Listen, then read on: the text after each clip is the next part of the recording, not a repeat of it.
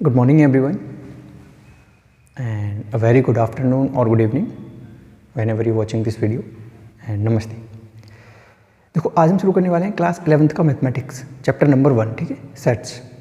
क्योंकि अभी आप क्लास 10th करके आए हो तो आपको क्लास 11th का मैथमेटिक्स थोड़ा सा टफ लगेगा, है ना, क्योंकि आपने ऐसे शायद ही कोई चैप्टर पढ़ा होगा जो आपको क्लास 11th में यूज होगा एक्सेप्ट ट्रिग्नोमेट्री। एक प्रोबेबिलिटी है वो एंड में पढ़ोगे, ठीक है, तो वहाँ तक पहुँचते पहुँचते आप थोड़ा सा मैच्योर और अच्छे हो जाओगे। तो देखो हम शुरू करते हैं सेट चैप्टर। सेट होता क्या है? अब देखो सेट को मैथमेटिकली ना पढ़ें, अगर हम सिर्फ ऐसे ही देखें तो आपने एक चीज़ तो ये सुनी होगी ना, जैसे कोई सामान बेचने आता है या कभी आप बाहर जाते हो घूमने मार्केट में तो सुना होगा यार ये चूड़ियों का सेट, बोतलों का सेट, सुना है, कारों का सेट, है ना, यहाँ पे बहुत सारे बॉल रखे हैं तो इन बॉलों का सेट, साबुन का सेट, लकड़ियों का सेट, ऐसे करके। तो सेट कुछ उसी से रिलेटेड है, ठीक है। अब क्योंकि हम सेट इस चैप्टर को इसलिए पढ़ रहे हैं क्योंकि आपने पीसीएम चूज़ किया है पहले तो, और अपने पीसीएम चूज़ किया है तो आने वाली जितनी फील्ड हैं आगे, क्योंकि आप 12th करोगे, 12th के बाद या तो आप इंजीनियर बनोगे या बीएससी वगैरह चूज़ करोगे, whatever you want to, ठीक। लेकिन अगर आपने इंजीनियरिंग चूज़ कर ली तो पूरे कंप्यूटर में जो आप ये फ़ोन चला रहे हो ना, इसमें जो इंस्टाग्राम है, व्हाट्सएप है और फेसबुक है, फ़ोन कॉल लोग लगाते हैं, इस सब में सेट का यूज हो जाता है। इसलिए हम सेट को पढ़ रहे हैं। और बेसिक अंडरस्टैंडिंग के लिए भी सेट बहुत ज़रूरी है, क्योंकि हमें चीज़ों को ऑर्गेनाइज करने के लिए सेट की ज़रूरत पड़ती है। मैं आपको भी आने वाले टाइम मतलब जब मैं पढ़ाऊँगा धीरे धीरे तो आपको हर एक चीज़ एक्सप्लेन करूँगा। बट अभी आप क्या करिए, अपनी कुर्सी की पेटी बांध लीजिए और आराम से देखिए, 100% चीज़ें आपको समझ में आने वाली हैं। देखो हम पढ़ते हैं सेट्स। सेट्स का बेसिक मतलब होता है ग्रुपिंग।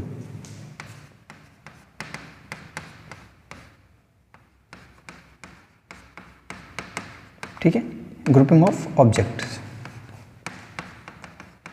अब ऑब्जेक्ट्स हमारे पास काफ़ी तरह की हो सकती हैं, और हम कहें तो जो ग्रुपिंग तो करते ही हम इसमें, और हम कहें तो देखो ग्रुपिंग, और हम कह सकते हैं कलेक्शन, क्योंकि कलेक्शन भी सेम ही वर्ड है ना। और तुम एक्यूमुलेशन भी कह सकते हो, क्योंकि एक्यूमुलेशन का मतलब होता है चीज़ों को एक जगह इकट्ठा करना, ठीक है। लेकिन एक चीज़ ध्यान दो, अब जो ये ऑब्जेक्ट है ना, बड़ी प्रिसाइजली मैं इसको तोड़ रहा हूँ तो डेफिनेशन को ध्यान से समझना। जो ऑब्जेक्ट है ना, एक तो ये ऑब्जेक्ट आपकी वेल डिफाइन होनी चाहिए,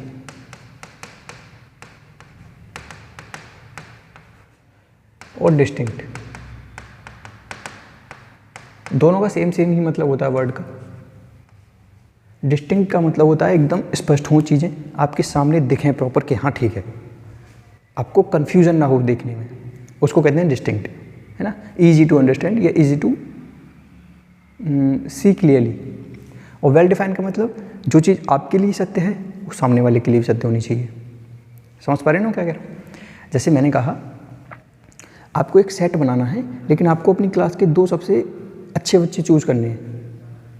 तो आप अपनी क्लास के 2 सबसे अच्छे बच्चे अगर चूज़ करोगे, सेट समझ रहे हो ना, ये पूरी कहानी चल रही है, धीरे और समझ में आ जाएगा। तो थोड़ा अभी नहीं है तो आपको नहीं समझ में आ रहा होगा, पर धीरे धीरे आ जाएगा। देखो मैं क्या कह रहा हूँ, आपको अपनी क्लास के 2 सबसे अच्छे बच्चे लेने हैं, तो आप किसको लोगे? आप तो उनको चूज़ करोगे ना जो आपके लिए अच्छे होंगे। आप उनको चूज़ ही नहीं करोगे जो आपके लिए बुरे होंगे या जिनकी आपसे लड़ाई चल रही होगी। लेकिन अगर मैंने किसी दूसरे बंदे को उठा दिया, मैंने कहा भाई तू चूज़ कर अपने हिसाब से कि क्लास के 2 सबसे अच्छे बच्चे कौन से हैं, तो वो हो सकता है कि नहीं और 2 को उठा ले। तो ये चीज़ अगर मैं तीसरा बंदा देख रहा हूँ आपको और उसको, तो ये तो फेयर ही नहीं हुआ भाई। उसके लिए सेट अलग बन रहा है, तुम्हारे लिए अलग बन रहा है एक ही बात के लिए, तो ये सेट नहीं बनेगा, ठीक है। सेट क्या बन सकता है? जैसे मैं कह दूँ आपसे कि हमारे जो मंथ के महीने आपको याद होंगे ना, जनवरी, फरवरी, मार्च, अप्रैल, मई, जून, जुलाई, ये याद होंगे। मैं कह दूँ ऐसे महीने बताइए मुझे जो जे से शुरू होते हैं, तो मैं उस बंदे से पूछूंगा कि भाई तू बता कि जे से शुरू होने वाले महीने कितने हैं, तो वो बोलेगा 3, जनवरी, जून, जुलाई। इससे पूछूंगा तो ये बोलेगा भाई जनवरी जून जुलाई, लास्ट वाले से पूछूंगा वही बोलेगा जनवरी जून जुलाई, तो सब एक ही आंसर देंगे ना, इसलिए ये सेट होगा, ठीक है, और वो पहले वाला सेट नहीं होगा, ठीक। तो बेसिकली मैं आपसे यही कह रहा था कि चीज़ें एक तो वेल डिफाइन होनी चाहिए, मतलब आपके लिए इजी टू अंडरस्टैंड हो और डिस्टिंक्ट हो, मतलब सबके लिए सेम और इजी टू अंडरस्टैंड, ठीक है। तो यही सेट की डेफिनेशन होती है। आई होप समझ में आया होगा। सेट की अगर मैं यहाँ डेफिनेशन लिख दूँ प्रॉपर, एक सीधी, क्योंकि हमारी एक आदत होती है ना, वैसे सेट मैंने समझा दिया आपको, लेकिन फिर भी आपको लिखने की आदत होगी यार कि सेट की proper definition is nothing but, आपको यही याद रखना है कि set is a well defined collection of objects, ठीक है। Set is a collection of well defined objects. एक वर्ड और जोड़ सकते हो अगर आप जोड़ना चाहो तो, डिस्टिंक्ट जोड़ देना, ठीक है। वेल डिफाइंड डिस्टिंक्ट ऑब्जेक्ट ये भी आप जोड़ सकते हो, ये डैश है प्रॉपरली। तो ये सेट की छोटी सी डेफिनेशन है, ठीक है। सेट वर्ड को आप ज़्यादा कन्फ्यूजन में मत लेना, सेट का मतलब होता है ग्रुपिंग, आप इसको या कलेक्शन कह सकते हो और एक्यूमुलेशन, मतलब हिंदी में अगर मैं बोलूँ तो आप इसको कह सकते हो समूह कह सकते हो, ठीक है, संग्रह आप कह सकते हो। तो ये वर्ड भी हम इसको हिंदी में यूज करते हैं सेट के लिए। देखो मैं, और हाँ, हिंदी में जो बुकिश लैंग्वेज में इसका नाम है उसको कहते हैं समुच्चय, ठीक है। तो समुच्चय को आप समूह या संग्रह दोनों कह सकते हो, क्योंकि जो हिंदी वाले बच्चे होते हैं ना उनके लिए तो बहुत ज़्यादा टफ होता है, भाई बुकिश लैंग्वेज में समुच्चय क्या बोल दिया आपने, ये तो पता ही नहीं है। समुच्चय का सिंपल सा मतलब होता है समूह या संग्रह, ठीक है। आई होप कुछ समझ में आया होगा। मैं आपसे कुछ सवाल पूछूं, आपको बताना है सेट होगा या नहीं होगा। जैसे अच्छा मैं बोलता हूँ, चलिए एक सवाल आपके लिए, अंग्रेजी वर्णमाला के जितने स्वर हैं अगर मैं उनका सेट बनाना चाहूँ तो वो सेट होगा या नहीं होगा, बताइए आप। अब आप इसमें सोच सकते हो यार पहले तो अंग्रेजी वर्णमाला के जो वेवल्स हैं, स्वर हैं, वो हैं क्या, पता तो हो। अरे ये तो आपको पता है ना भाई इसमें कन्फ्यूजन मत हो जाना यार, इसमें अगर तुम कन्फ्यूज हो गया यार मुझे ही नहीं पता वोवेल्स क्या है। देखो आपको कुछ चीज़ें पता होनी चाहिए चैप्टर को पढ़ने से पहले। प्री रिक्विजिट्स इसके ये हैं कि पहले तो आपको ये वोवेल्स वगैरह पता होनी चाहिए, बेसिक अंडरस्टैंडिंग होनी चाहिए वर्ल्ड की थोड़ी बहुत, और नंबर्स के बारे में कुछ चीज़ें पता होनी चाहिए क्योंकि आप क्लास 10th में पढ़ के आ चुके हो रियल नंबर्स, तो आपको प्रॉपर आनी चाहिए। जैसे कि रियल नंबर्स में जैसे आपने कुछ पढ़े होंगे नंबर्स में, मैं लिख के दे रहा हूँ आपको, तो आपको उनकी जानकारी होनी चाहिए, फिर क्वेश्चन तो आप बताना बाद में। देखो जैसे आपने नंबर्स पढ़े होंगे ना, जैसे पहला आपने ये पढ़ा होगा नेचुरल नंबर क्या होते हैं,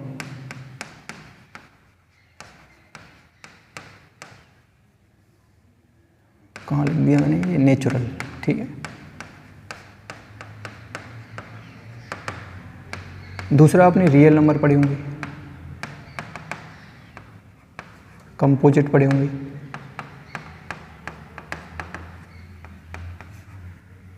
और रेशनल पढ़े होंगे,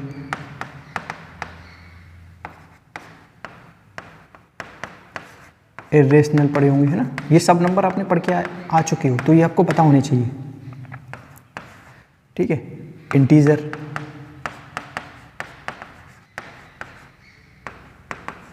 होल नंबर,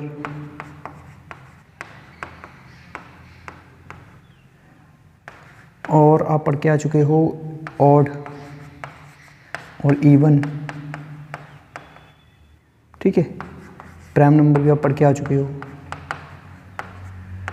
तो ये सारे नंबर आपने पढ़े, इनकी आपको थोड़ी थोड़ी नॉलेज होनी चाहिए, ठीक है।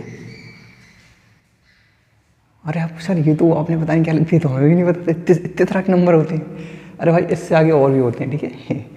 अभी आप क्लास 11 में पढ़ोगे नॉन रियल नंबर, ठीक है, उनको हम कहते हैं इमेजिनरी। ये एक नई चीज़ आने वाली है आपके लिए, ठीक है, तो ये भी पढ़ोगे। बट बेसिकली आपको इनकी नॉलेज होनी चाहिए, इसकी नहीं। इसको तो क्योंकि आप पढ़ने वाले हो तो इसकी ज़रूरत नहीं पड़ेगी चैप्टर में। मतलब आपके एनसीईआरटी का हर एक चैप्टर इस तरह से डिज़ाइन किया गया है कि पहला चैप्टर आने वाले 12-13 चैप्टर में यूज हो सकता है, ठीक है। जैसे दूसरा चैप्टर अगर आप पढ़ लोगे तो दूसरा चैप्टर जो है आपके आने वाले 2 से जितने भी आगे चैप्टर होंगे उनमें यूज हो जाएगा, लेकिन 2 से पहले जो चैप्टर होंगे उनमें यूज नहीं होगा। तो इस तरह से आपका मैथमेटिक्स जो है सिलेबस डिज़ाइन किया गया है, तो ये आपको याद होनी चाहिए बस। बाकी मैं आपसे क्वेश्चन पूछ रहा था कि वोवेल्स का सेट होगा या नहीं होगा, तो ऑफ कोर्स होगा, ठीक है। क्योंकि मैं मान लो क्लास में अगर इस बच्चे को उठा रहा हूँ तो इससे पूछूंगा बताओ भाई वोवेल्स कितने होते हैं, तो ये बोलेगा AEIOU। उसको उठाऊंगा वो भी बोलेगा AEIOU, उसको उठाऊंगा वो भी बोलेगा AEIOU। मान लो फॉरेन में कोई बच्चा पढ़ रहा है अमेरिका में, उससे बोलूँगा बता भाई वोवेल्स, तो वो भी AEIOU ही बोलेगा, ठीक है, AEIOU। Sorry for miss pronunciation last time. तो आपको समझ में आ रहा है नहीं, तो सेट बस उसे कहते हैं। जैसे हमें पूछो एक और बताइए, जैसे मैंने बोल दिया विश्व के 10 सबसे खतरनाक जानवरों का सेट, तो ये सेट नहीं होगा, क्योंकि 10 सबसे खतरनाक जानवर डिपेंड करते हैं भाई। जैसे मान लो आपको कुत्तों से डर लगता है तो आपके लिए कुत्ता खतरनाक है, किसी को शेर से ही डर नहीं लगता तो उसके लिए शेर खतरनाक नहीं है, शेर पालते हैं ना लोग, तो ये डिपेंड करता है। 10 सबसे बढ़िया क्रिकेटर, ये भी सेट नहीं होगा, क्योंकि हर किसी के हिसाब से अलग अलग होगा, है ना। तो आई थिंक आपको सेट समझ में आया होगा, ठीक है। अब हम देख लेते हैं सेट का रिप्रेजेंटेशन वगैरह। आप और ऐसे क्वेश्चन सोच सकते हो, ठीक है, आराम से। देखो सेट का रिप्रेजेंटेशन देख लेते हैं।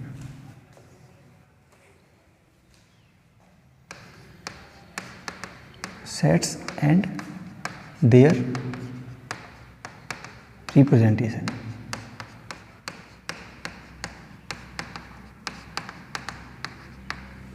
ठीक है, देखो पॉइंट लिख रहा हूँ, पॉइंट के हिसाब से आप समझ जाओगे आसानी से। वीडियो चल तो रही है ना, कहीं बंद हो गई हो।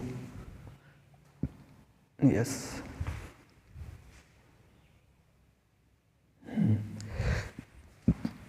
देखो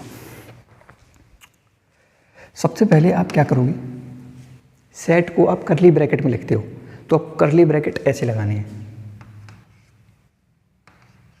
ये सेट को, इसके अंदर जो भी चीज़ लिखेंगे वो लिखेंगे हम, सेट को ऐसे रिप्रेजेंट करते हैं, ठीक है। ये करली ब्रैकेट ये आपको बनाने आनी चाहिए, मैं आपको सिखा दूँ कैसे बनाते हैं। पहले आप अगर ये वाला लेफ्ट वाला बना रहे हो तो पहले एक एस बना लो, ठीक है। फिर यहाँ से इसी एस को उल्टा बना दो, ऐसे बना रहे हो तो पहले यहाँ पे एक उल्टा एस बनाओ, फिर यहाँ से एक सीधा एस बना दो, ठीक है। बस ध्यान रखना है, ठीक है। सेकेंड पॉइंट, हम किसी भी सेट का अगर नाम रखेंगे ना तो हम कैपिटल लेटर से लिखेंगे, ठीक है। तो the name of set of any set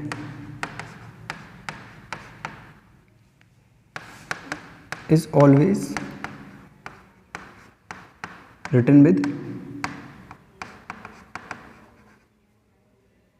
capital letter,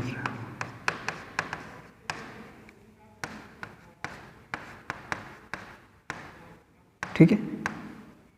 जैसे या तो A, B, C, D, E, F, G और H और कुछ भी, ठीक है। ये जनरली लिखोगे आप, है ना।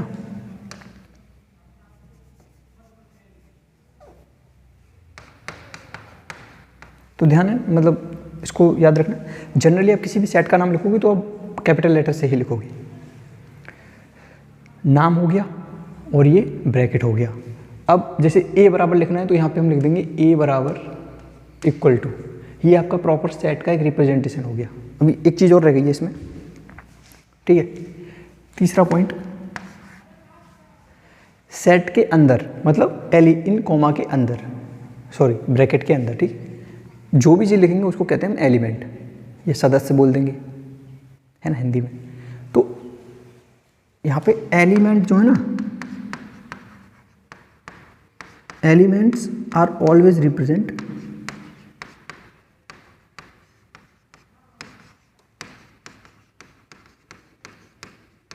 इन स्मॉल लेटर्स, SL, ठीक है, स्मॉल लेटर्स, यानी कि A, E, B, C, D और ऐसे करके। ये भी जनरली है, ऐसा नहीं हमेशा ही लिखोगे, कुछ केसेस से भी आएंगे जिसमें तुम इनको कैपिटल कर दोगे, है ना। तो मैं जनरली बता रहा हूँ, याद रखना है। तो पॉइंट समझ में आए। पहला पॉइंट, सेट का जो नाम होगा वो हमेशा कैपिटल लेटर से रिप्रेजेंट करेंगे हम। सेट के अंदर जो एलिमेंट होंगे यानी कि इन ब्रैकेट के अंदर जो एलिमेंट होंगे उनको छोटे लेटर में लिखेंगे और एवरी एलिमेंट के बाद हम एक कॉमा लगाएंगे। तो ये पॉइंट को आप लिख लो, ठीक है। फोर्थ वाला point, there is comma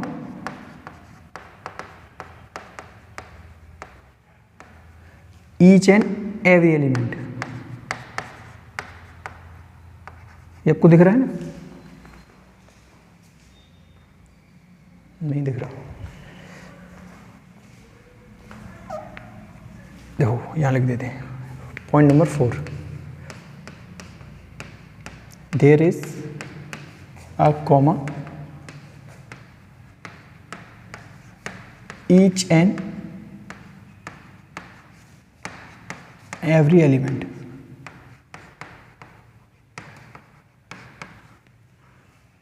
after, ठीक है, after each and every element, ठीक है। एक कॉमा आपको यूज करना है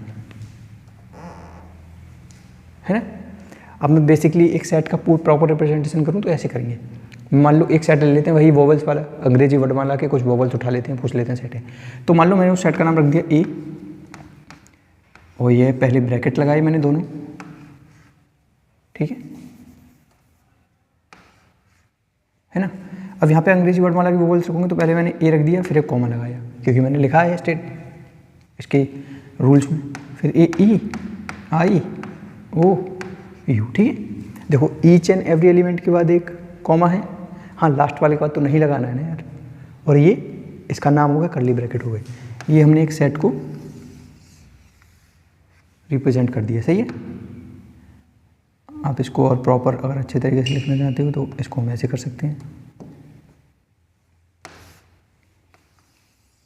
ये थोड़ा अच्छा डिजाइनेबल लग रहा है, थोड़ा टेक्नोलॉजी का यूज कर लेते हैं, ठीक है।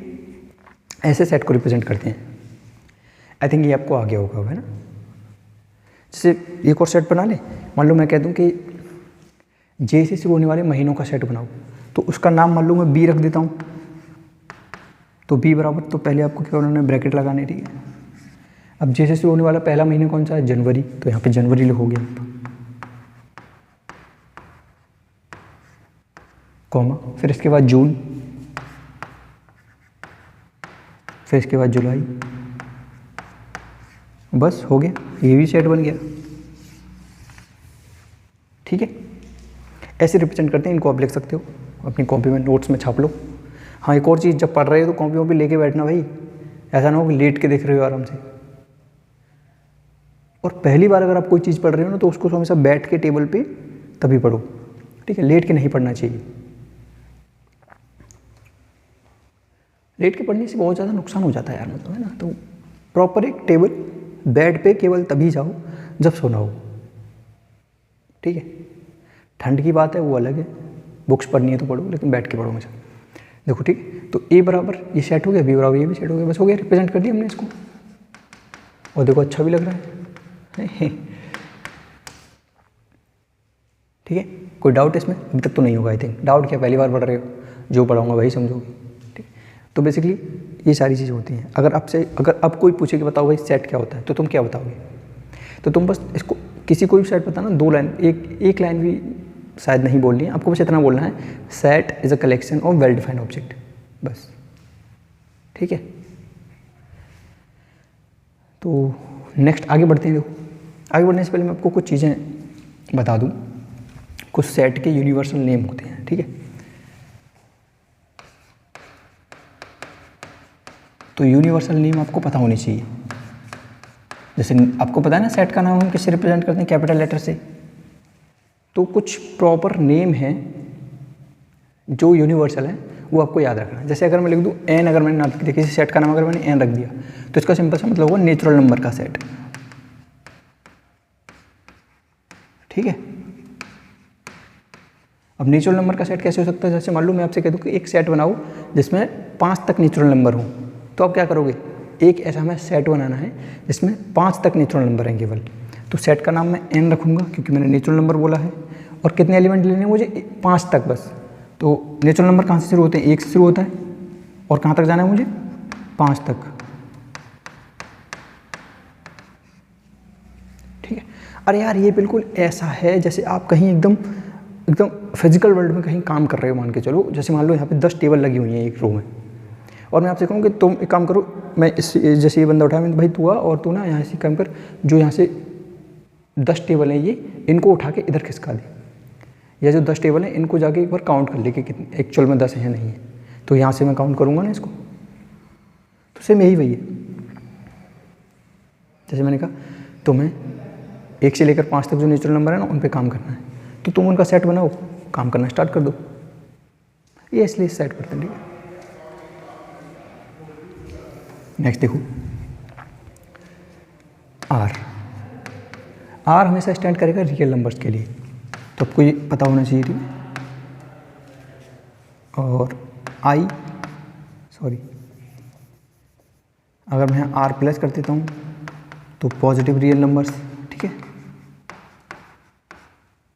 और मैं यहाँ पे अगर आप मान लो जेड कर देता हूँ तो इंटीजर,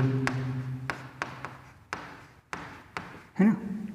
डब्लू कर देता हूँ तो होल नंबर, ठीक है। और अगर मैं जेड प्लस कर दूँ तो पॉजिटिव इंटीजर, है ना। जेड माइनस कर दूँ तो नेगेटिव इंटीजर,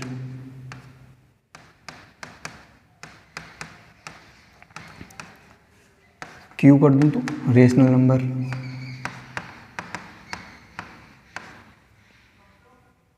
ठीक है। ये कुछ नाम है आपको याद करने हैं, आई थिंक, और तो कुछ नहीं छूट रहा है इसमें। Natural number, real numbers, positive real numbers, integers, ये पता है ना आपको क्या होते हैं। इनमें बहुत बड़ी कन्फ्यूजन होती है, पॉजिटिव इंटीजर्स, नेगेटिव इंटीजर्स और रेशनल नंबर, और भी बहुत सारे होंगे, पर आपको ये याद रखना है बस, इतना सिंपल। आपको इसमें सबसे ज़्यादा ज़रूरत इसकी पड़ेगी, एक नेचुरल नंबर की पढ़ने वाली है, एक होल नंबर की पढ़ने वाली है। आई थिंक इससे ज़्यादा आपको ज़रूरत नहीं पड़ेगी, ठीक है। और रियल नंबर की ज़रूरत पड़ेगी। अभी आप इससे एक अगला चैप्टर पढ़ोगे, रिलेशंस एंड फंक्शंस, तब आपको एक्चुअली पता चलेगा कि ये इन सब की हमें कितनी ज़रूरत है। इसलिए आपको इस चैप्टर से प्रिपेयर किया जा रहा है कि आप इनको याद कर लो, आपके दिमाग में बस जाएं, ठीक है।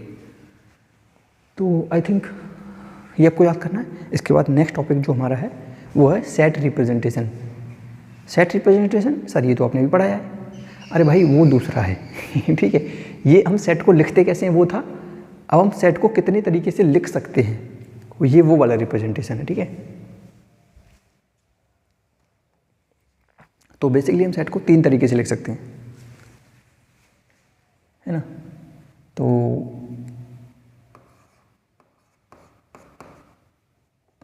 सेट ऐसे लिख दें,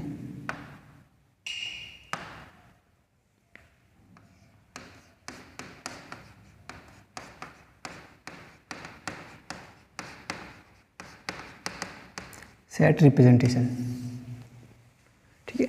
इसको बेसिकली हम 3 तरीके से लिखते हैं। 3 तरीके से कैसे, देखो, पहला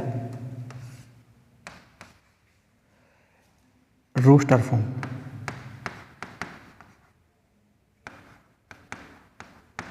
ठीक है। दूसरा सेट बिल्डर फॉर्म। ये 2 ही आपके मेजरली यूज होते हैं। तीसरा भी होता है जो बुक्स में तो नहीं है लेकिन मैं आपको बता देता हूँ, मैपिंग। ये भी एक फॉर्म होती है मान लो रिप्रेजेंट करने की, ठीक है। मैपिंग मेथड ये कह सकते हैं, है ना। अब रोस्टर फॉर्म क्या होती है, सेट बिल्डर फॉर्म क्या होती है, मैपिंग क्या होती है, ये आपको समझना है। हिंदी में इसको हम बोलें तो इसको तो रोस्टर ही कहते हैं, ठीक है, हिंदी में भी और इंग्लिश में भी।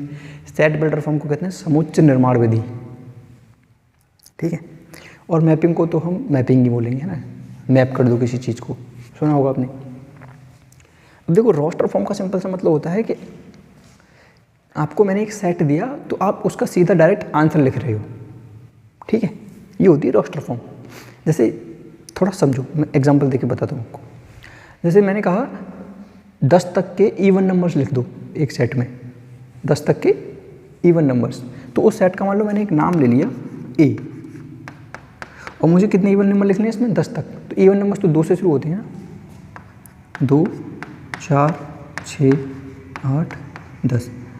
जो मुझे इंस्ट्रक्शन दिए गए हैं उसके हिसाब से चलूँगा मैं। तो मुझे बोला गया भाई 10 तक लिखो, तो हो गए 10, तो इसको बंद कर दो यहाँ पे, ठीक है।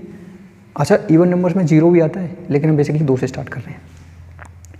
तो ये होगी रोस्टर फॉर्म। मुझसे किसी ने कहा भाई तुम सीधे आंसर लिखो, मुझे तो मैंने आंसर लिख के दे दिया। मुझे किसी ने कहा कि तुम्हें ना एक सेट बनाना है जिसमें तुम्हें सारे के सारे वोवल्स लिखने हैं इंग्लिश अल्फ़ाबेट की, यानी अंग्रेजी वर्णमाला की। तो मैंने एक सेट बनाया बी, और उसमें मैंने इंग्लिश अल्फ़ाबेट लिख दिए ए, ई, आई, ओ, यू। तो ये हो गया रोस्टर फॉर्म, ठीक है। एक और एग्जांपल ले लें। जैसे मुझसे किसी ने कहा कि 1 से लेकर 10 तक के मुझे सारे के सारे नेचुरल नंबर लिख के दो, तो तुम क्या करोगे, एक सेट बनाओगे। अरे भाई 1 से लेकर 10 तक के नंबर देने, तुम क्या करो, एक सेट बनाओ, उसमें नंबर डालो, उठा के दे दो, ले भाई, काम आसान हो गया। तो मान लो उस सेट का नाम मैं देता हूँ नेचुरल। अब देखो नेचुरल नंबर आया है ना, इसलिए मैं क्या कर रहा हूँ, n नाम दे दे रहा हूँ इस सेट का। मुझे कितने नंबर लिखने हैं यहाँ से, 1 से 10 तक, तो मैं दैट रिजल्ट लिख रहा हूँ, ये रिजल्ट ही है पूरा।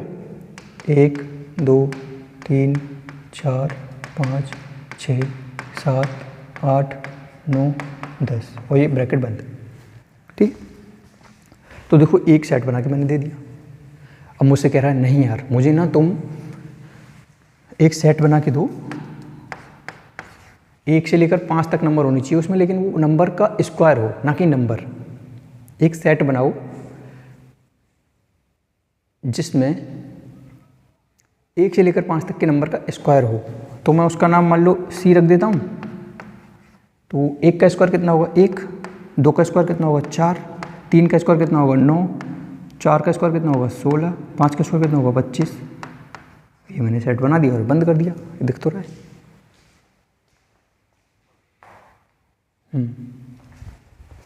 तो समझ में आ रहा है आपकी, है ना। तो ये होती है रोस्टर फॉर्म। रोस्टर फॉर्म में हम डायरेक्ट आंसर लिख देते हैं।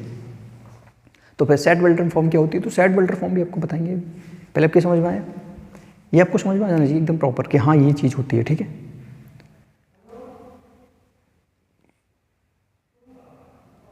इसमें जो सबसे टफ चीज़ है ना वो आपको ये है, ये बहुत टफ है, मैं खुद बता रहा हूँ। मतलब इतना नहीं है, जैसे मेरे लिए तो बिल्कुल भी नहीं है ये, क्योंकि आप पहली बार मैथ पढ़ रहे हो 11th का, तो आपके लिए टफ है। आपने एक बार पढ़ लिया नहीं तो फिर आपको सरल लगने वाली है, ठीक है। तो मेरे ख्याल से रोस्टर फॉर्म को समझ में आई होगी। अब सेट वेल्डर फॉर्म पे चलते हैं। अब देखो ये हो गया आपका सेट वेल्डर फॉर्म, यहाँ पढ़ते हैं क्योंकि ये थोड़ा सा टफ ही लगता है बच्चों को। देखो सेट वेल्डर फॉर्म का मतलब होता है सिंपल सा, आपको बस उसमें अपने आइडिया को रिप्रेजेंट करना है। बस आप सामने वाले को आइडिया दोगे और कुछ नहीं, है ना।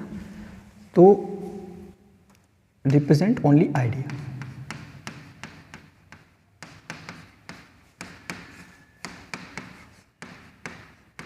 ठीक है। अब उस आइडिया को कैसे रिप्रेजेंट करना है सेट में, तो देखो नाम तो सेट का सेम रहेगा, जैसे लिख रहे हो वैसे लिखोगे। मतलब फॉर्मेट तो सेम ही रहेगा। सेम कैसे फॉर्मेट, जैसे मान लो मैंने कोई सेट लिया ए, तो उसका फॉर्मेट तो यही रहने वाला है, ये तो चेंज नहीं होगा।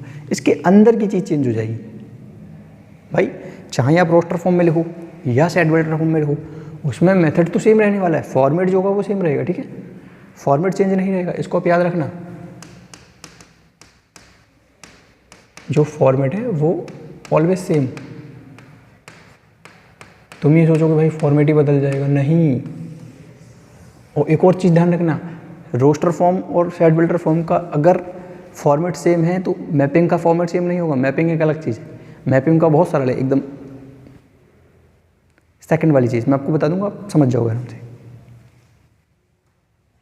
बट रोस्टर फॉर्म में और सेट बिल्डर फॉर्म में मेथड और फॉर्मेट सेम रहेगा, ठीक है। अब देखो इसको रिप्रेजेंट कैसे करेंगे, तो इसमें हम केवल आइडिया लिखते हैं। अब आइडिया कैसे लिखते हैं, तो मैं एक सेट लिख रहा हूँ, ठीक है, उसको आपको रोस्टर फॉर्म में लिखना है। तो मैं एक सेट यहाँ लिख लेता हूँ बी करके, चलो ए ही ले लेते हैं इसको भी, ठीक है। और अंग्रेजी वर्णमाला का वोवेल्स, अब भाई वो जो हमने पकड़ लिया तो उसे ही पकड़ लेते हैं, शुरू से वही चल रहा है या कुछ और दिमाग में आ रहा है तो उसे ही बोल दो, चलो इसे ही ले लेते हैं, ए ई आई ओ यू, ठीक है। अच्छा, अगर मैं एक चीज़ पूछूँ ऐसे कि हमें सेट बिल्डर फॉर्म की ज़रूरत ही क्यों पड़ी, जब हमारा रोस्टर फॉर्म से काम चल रहा है तो हम सेट बिल्डर फॉर्म को क्यों लिखें? तो उसकी ज़रूरत इसलिए पड़ी क्योंकि मान लो अभी तो मैं अंग्रेजी वर्णमाला के स्वर पूछ रहा हूँ, अगर मैंने पूरा बोल दिया कि भाई तुम ना मुझे पूरे अंग्रेजी वर्णमाला के अक्षर लिख के दो, यानी कि ए से लेके जेड तक, तो आप ए से लेके अगर जेड तक बनाओगे सेट, तो वो करीब ऐसे करके और ऐसे यहाँ तक बन पाएगा, है ना, क्योंकि ऐसे करके आपको लिखोगे इसमें पूरे,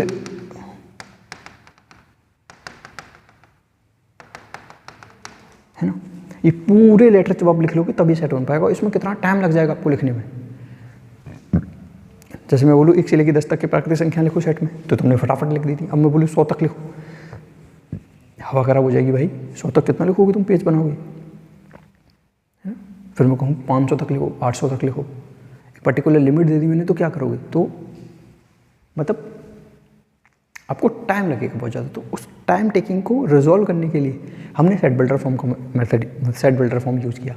अब सेट बिल्डर फॉर्म में हम केवल आइडिया लिखते हैं, तो हमारे पास ये सेट है, ठीक है, इसको लेके चलते हैं, आगे आपको समझ में आएगा। फॉर्मेट सी में इसके अंदर जो भी एलिमेंट है वो होने दो। हम क्या करेंगे यहाँ पे, हर किसी सेट में, हर किसी में सेट बिल्डर फॉर्म में आपको लिखना है एक्स, और यहाँ पे ये 2 बिंदी लगानी है, इसको कहते हैं सेमीकोलन, ठीक है। अब देखो एक्स और सेमीकोलन, या तो ऐसे लिख सकते हो या फिर तुम इसको ऐसे भी लिख सकते हो, एक्स और ये डंडा, ठीक है। इसको बेसिकली हम ऐसे लिख देते हैं, है ना, तो दोनों यूज कर सकते हो। इसका सिंपल सा मतलब होता है, अब मैं यहाँ लिख देता हूँ, इसका सिंपल सा मतलब होता है सच दैट इंग्लिश में, या फिर इस प्रकार है हिंदी में। मतलब एक्स इस तरह है, इस तरह या इस प्रकार, एक्स इस तरह है या एक्स इस प्रकार है, बस अभी समझ में आया। अब यहाँ पे क्या है, ये अंग्रेजी वर्णमाला का वो बोले ना, तो यहाँ पे लिख दो एक्स एक अंग्रेजी वर्णमाला का अक्षर है।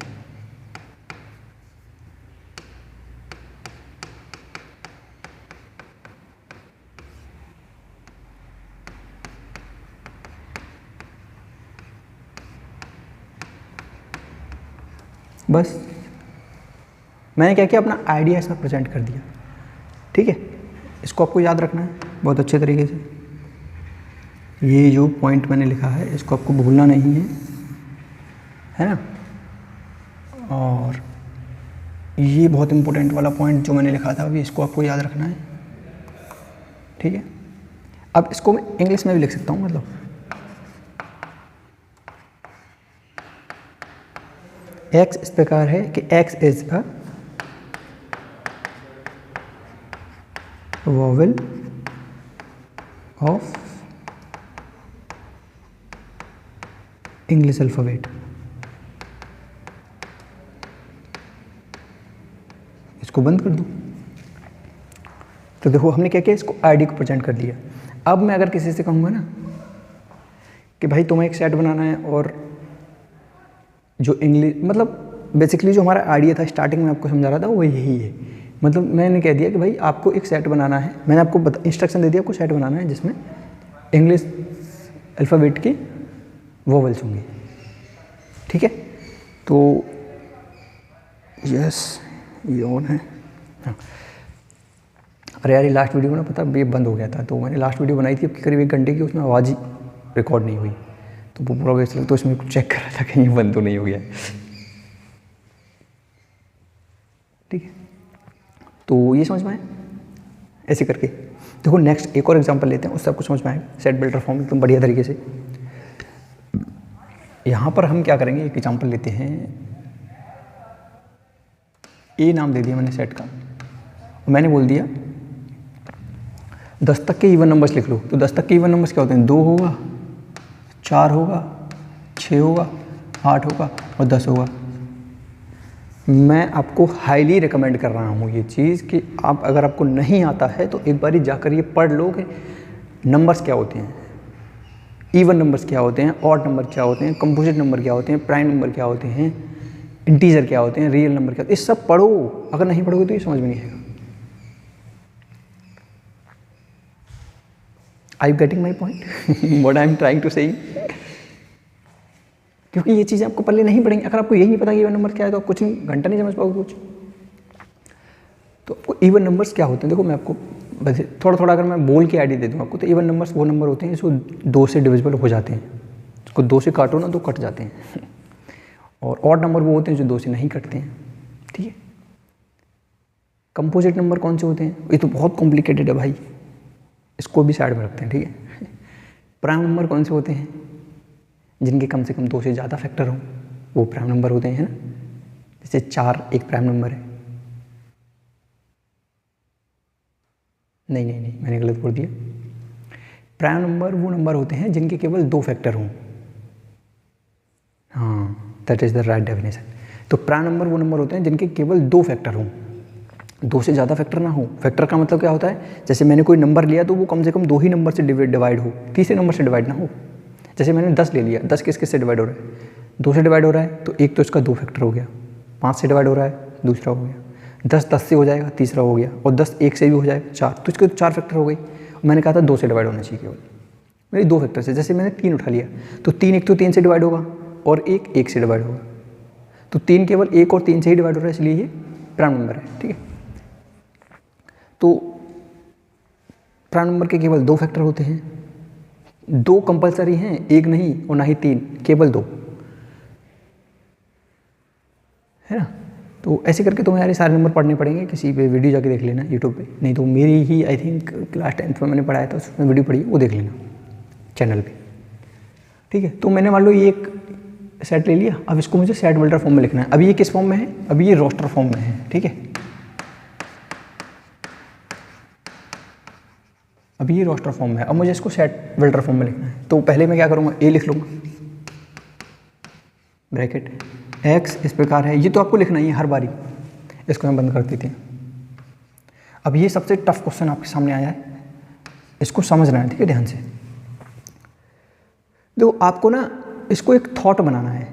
थॉट मतलब ऐसे बनाना है जैसे कि अगर आप किसी को बताओगे, भाई मान लो कोई बंदा आपसे फ़ोन पे बात कर रहा है, तो तुम उसे बोले यार तू एक सेट बना जिसमें जिसमें 10 तक के इवन नंबर्स लिखे हुए हैं, और तो तुम उसको थॉट के रूप में सेंड करना है। तो क्या करोगे यार, एक्स इस प्रकार है कि एक्स की वैल्यू क्या लें भाई, तो तुम कह सकते हो अब इवन नंबर वो समझ रहा है, लेकिन हम तो क्या करेंगे, ऐसे लिखेंगे एक्स बराबर 2n। देखो ये एक्स हर एक एलिमेंट है, एक्स 10 भी है, एक्स 8 भी है, 6 भी है, 4 भी है, 2 भी है, ठीक है।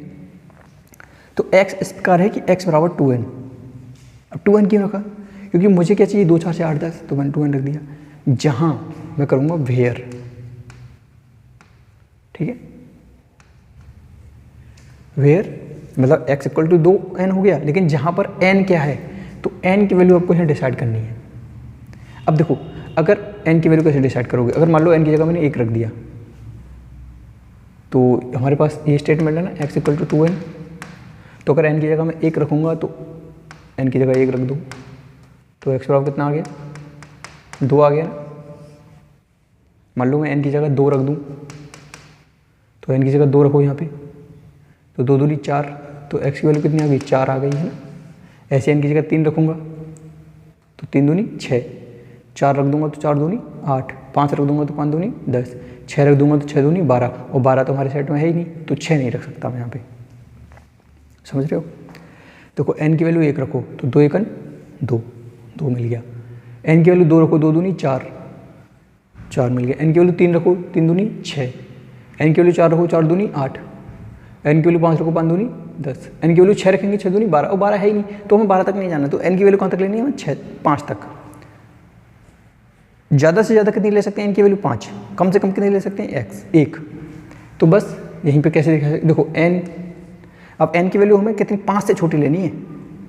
n की वैल्यू कितनी, 5 से छोटी, 5 से बड़ी नहीं लेनी, तो n की वैल्यू 5 से छोटी, इसको ऐसे तो रिप्रेजेंट करेंगे, लेकिन n की वैल्यू 5 के बराबर भी होनी चाहिए। 5 से छोटी मतलब 4, हमें n की वैल्यू 5 भी लेनी है क्योंकि 10 लेना है ना हमें। तो यहाँ पे इक्वल टू का निशान लगा लो, तो हो गया लेस देन इक्वल टू। तो n की वैल्यू 5 से छोटी और 5 के बराबर ले सकते हैं हम, लेकिन n की वैल्यू 1 से बड़ी लेनी है हमें,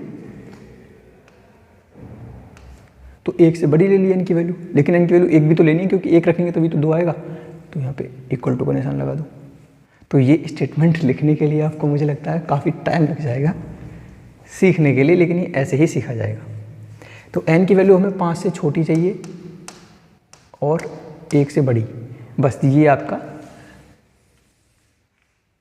सेट बिल्डर फॉर्म हो गया। ये चेंज भी हो सकता है, ठीक है, आप इसको चेंज कर सकते हो। आपका थॉट मान लो आप ऐसे, इसको ऐसे लिख दो, x इस प्रकार है कि x is a even number less than 10 less than 12।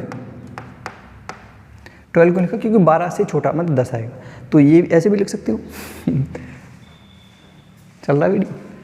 अच्छा, आपको दिख नहीं रहा है, ये रखो, दिखने के लिए ये काम करते हैं, इसको मिटाते हैं और इसको थोड़ा ऊपर करके लिखते हैं। यहाँ क्या लिख रहा था, n लिखा हुआ था, है ना।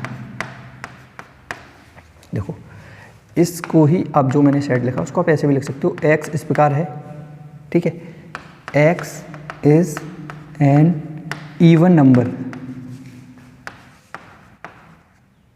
Less than 12। खत्म।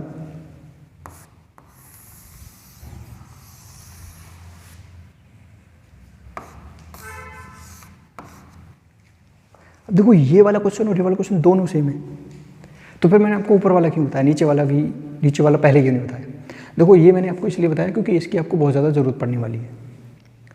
आपको पहली एक्सरसाइज में, जो एक्सरसाइज 1.1 है, उसमें आपको ये चीज़ सबसे ज़्यादा परेशान करेगी, तो मैंने आपको ये पहले ही सिखा दिया, ठीक है। इंग्लिश में भी लिख सकते हैं, लेकिन ये वाला बेस्ट है क्योंकि अगर आप मैथमेटिक्स पढ़ रहे हो तो ये इंपॉर्टेंट है। ऐसे मैं 3-4 एग्जाम्पल और करा देता हूँ आपको, तो आप थोड़ा बेटर फील करने लगोगे। मतलब मैं कह रहा हूँ आपको कुछ नंबर लेने हैं, जो कि एक नंबर लेना है आपको जो कि 12 से तो छोटा हो और 5 से बड़ा हो। अब ध्यान से सुनो ना, एक नंबर चूज करना है आपको जो 12 से बड़ा हो और 5 से छोटा हो। देखो, एक बढ़िया पेज ले लो, नया पेज, उस पर करेंगे, समझ में आ गया ना। वो तो ऊपर वाला, इसको देख लेते हैं। एक नंबर आपको चूज करना है जो 12 से, मैं लिख देता हूँ यहाँ पे, 12 से बड़ा, 12 से छोटा और 5 से बड़ा। तो इसको आप कितने तरीके से लिख सकते हो। देखो, एक उस नंबर को हम x मान लें या n मान लेते हैं, चलो n मान लेते हैं, ठीक है। तो ये मैंने n एक नंबर ले लिया, वो नंबर 12 से छोटा होना चाहिए, तो n छोटा है, अभी इसका मतलब छोटा है कितने से, 12 से, लेकिन n 5 से बड़ा है, तो n बड़ा है कितने से, 5 से। क्या ही सही है? तो ये बिल्कुल गलत है अभी, क्योंकि n 12 से छोटा लेना है, नहीं फिर तो ठीक है, सॉरी, n 12 से छोटा है, तो n 12 से छोटा है, ठीक है, और 5 से बड़ा है, बड़ा है ना, तो एकदम प्रॉपर, ठीक है। अच्छा, इसी चीज़ को मैं एक तरीके से और लिख सकता हूँ,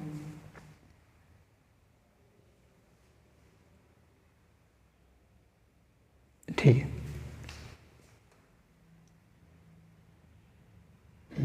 और एक चीज़ और, अब मान लो मैंने खाली नेचुरल नंबर की बात कर रहा हूँ, तब तो इस चीज़ को मैं दूसरे तरीके से कैसे लिख सकता हूँ पता है, ये मैंने नेचुरल नंबर कंडीशन लिखी है तब कर सकते हैं। इसी चीज़ को मैं लिख सकता हूँ n जो है 11 के इक्वल और 6 से बड़ा। देखो बस समझो, थोड़ा कन्फ्यूजन हो गया मुझे लगता है। n हमें 12 से छोटा लेना है, तो 12 से छोटा तो 11 आएगा ना। अरे यार 12 तो ले ही नहीं सकते हम, स्टेटमेंट तो ठीक लिखी है मैंने, स्टेटमेंट में कोई कमी नहीं है, वो एकदम प्रॉपर ठीक है। लेकिन n 12 से छोटा हो गया, 5 से बड़ा हो गया, ठीक है। यहाँ पर मतलब यहाँ पर जो नंबर आने वाले होंगे वो ये आएंगे। 5 से बड़ा क्या है, 6, 7, 8, 9, 10, 11, ये नंबर आने वाले हैं। क्योंकि 5 और 12 नहीं लेने हैं इसमें, क्योंकि से छोटा बोला है ना। इस वाले स्टेटमेंट में जो आने वाला है वो देखो, 6 से बड़ा और 6 के बराबर, क्योंकि नीचे इक्वल टू का भी साइन है, तो 6, 7, 8, 9, 10, 11। क्या इन दोनों में कोई अंतर है? दोनों सेम है ना? तो ऐसे करके इसको आपको डील करना है, ठीक है। अब एक छोटी सी चीज़ और रह गई है, पहली एक्सरसाइज से रिलेटेड मैं आपको वो बताता हूँ और फिर ये एक्सरसाइज कंप्लीट। इसको चाहो तो नोट कर लो। एक चीज़ बड़ी बेसिक चीज़ मैं आपको बता देता हूँ अभी।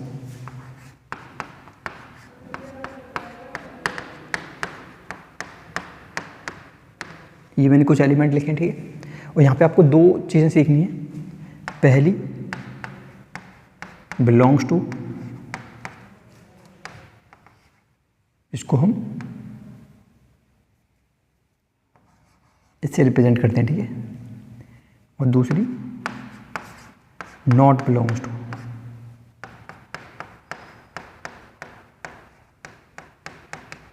नॉट बिलोंग टू, ठीक है, इसको हम इससे रिप्रेजेंट करते हैं। हिंदी में इसका मतलब होता है संबंध रखना, वो वाला संबंध नहीं जो आप समझ रहे हो, ठीक है।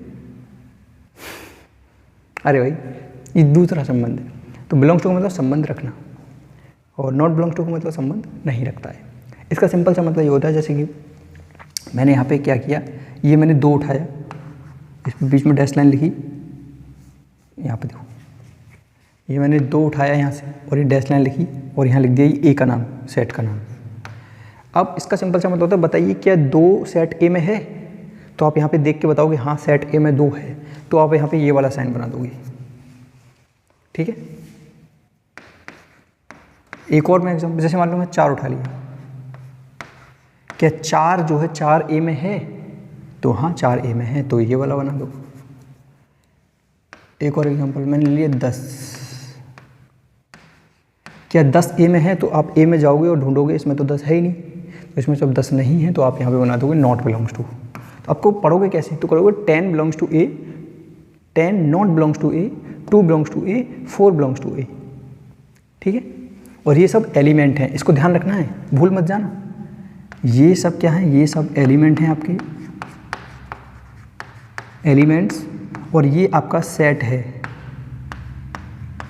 तो कभी गलती से ये मत कर देना कि पहले आप ए लिख दो और फिर 1 लिख दो, तो अब मतलब होगा कि ए 1 में है, तो नहीं भाई ए 1 में कैसे हो सकता है?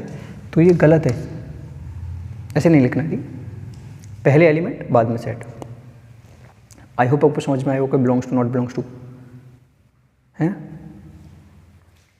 एक और चीज़ रह गई है उसमें, वो भी देख लो, काफ़ी सरल है, मतलब ये सारी चीज़ें सरल सरल हैं, इसलिए मैं लास्ट में बता रहा हूँ इसको। किसी भी सेट में एलिमेंट्स का रिपीटेशन नहीं होता है, मतलब एक सेट, जैसे मैं कहूँ कि जैसे मान लो मैंने एक सेट बोल दिया, ये ए ले लिया एक सेट, और इसमें मैंने लिख दिया 1 2 3 2 1 5 4, ये एक सेट है। तो मैं इस सेट को ऐसे भी लिख सकता हूँ, क्योंकि इसमें जो जो एलिमेंट का रिपीटेशन हो रहा है ना, मैं उसको हटा ही दे रहा हूँ। 1 2 3 4 5, ये दोनों सेट बराबर हैं, क्योंकि यहाँ से 2 और 2 डबल बार आ गया, तो मैंने 1 2 हटा दिया, 2 1 डबल बार आया तो 1 को भी हटा दिया, तो सिंपल सेट ही हो गया, यानी कि ये दोनों सेट बराबर हैं, ठीक है। तो रिपीटेशन नहीं होता है एलिमेंट का, यानी कि एक एलिमेंट एक ही बार लिखा जाएगा। समझ में आया? ये छोटी चीज़ आप लिख सकते हो, उसको पॉइंट में लिख सकते हो ना, हेडिंग डाल के, कि there are no repetition of elements in any set, लिख लो यार इंग्लिश में, ठीक है। एक और चीज़ देखो, जैसे मैं कहूँ एक मैंने एक मैथमेटिक्स MATHEMATICS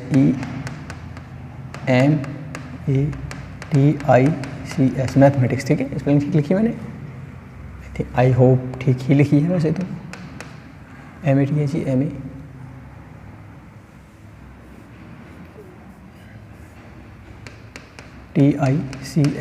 ठीक है, मैथमेटिक्स।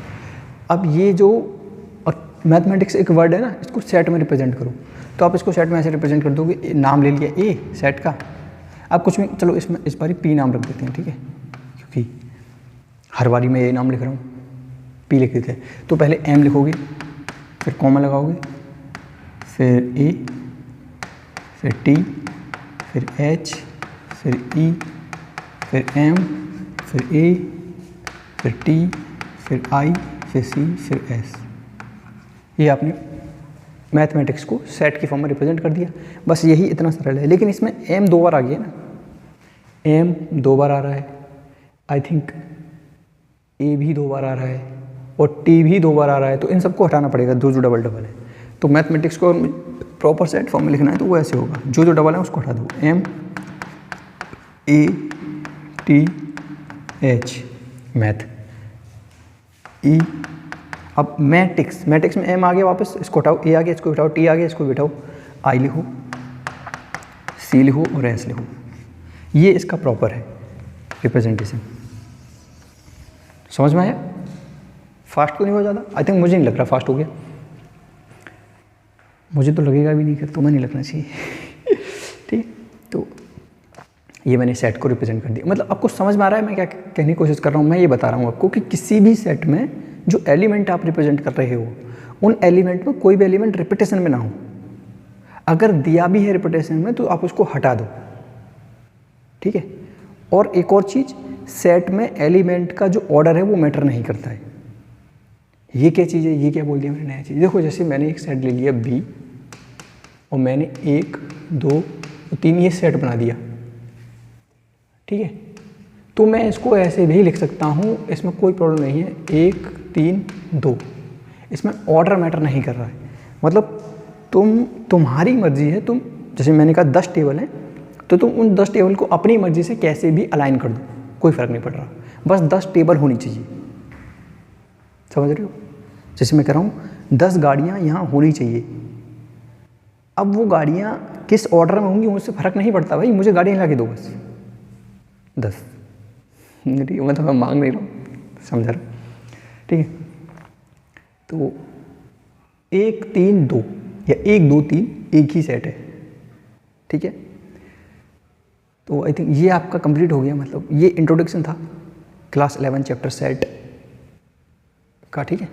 और एक्सरसाइज में आपकी इसको कराऊंगा तो आप खुद से ट्राई कर सकते हो, क्योंकि मैंने इस तरह से इंट्रोडक्शन पढ़ाया है ना। तो आपको कोई दिक्कत नहीं आने वाली एक्सरसाइज में, मुझे जहाँ तक लग रहा है।